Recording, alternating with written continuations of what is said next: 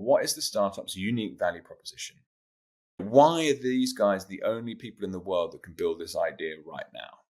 And therefore, what are the competitive advantages? Are there some tailwinds, technologies? Are you confident that they're not just throwing buzzwords at you? Like, think about how many people have raised money saying, we're an AI startup. Doing what? Creating what revenue? For who? What's the exit plan? Like, there's just so many bullshitters out there, basically. So just beware of that. This is a good way of muscling through the bullshit. A clear trend that I'm very bullish on is this convergence of artificial intelligence, Bitcoin, and Nostr. And Satlantis is going to leverage all three.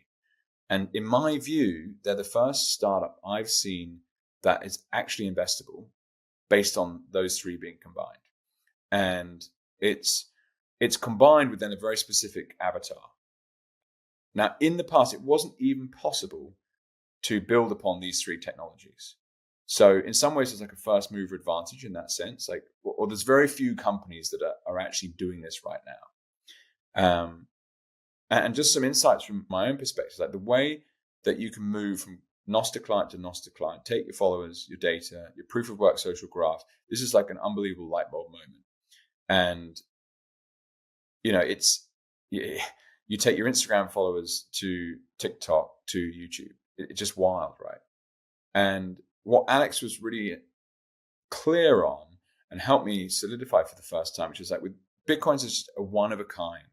And you want to accumulate and own as much of that Bitcoin network as possible.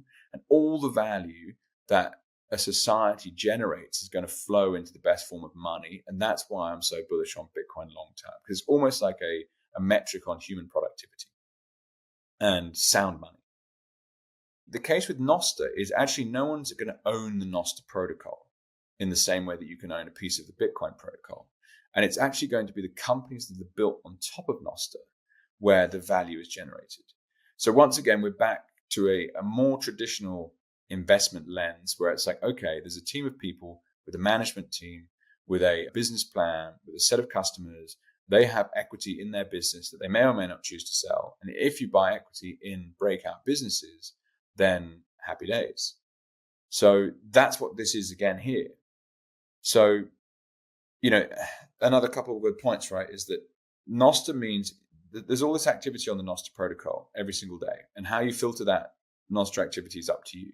So you can look at the long reads, you can look at short reads, you can look at just photographs, you can just videos. Like, it's up to you. So what you do here is you're not having to bootstrap a social network from scratch. You have a social protocol layer to just build on top of. So there's not the classic chicken and egg problem. Like any social network business that came up, it's like, okay, well, have you got any users? No. Right. Well, and what's the point of building a product which doesn't have any users? And it's that classic idea of a network effect, right? Whereas one phone is useless. Two phones is better. But the way that it exponentially increases value for the network, the more phones you add. And that's an incredible thing to witness. So basically, the users are already there on Nostr. You just got to go and build for them. And that's why this is very, very like what Twitter was like back in the day, like 20 years ago when it was first founded. It was almost like a protocol layer that people were able to build apps on top of.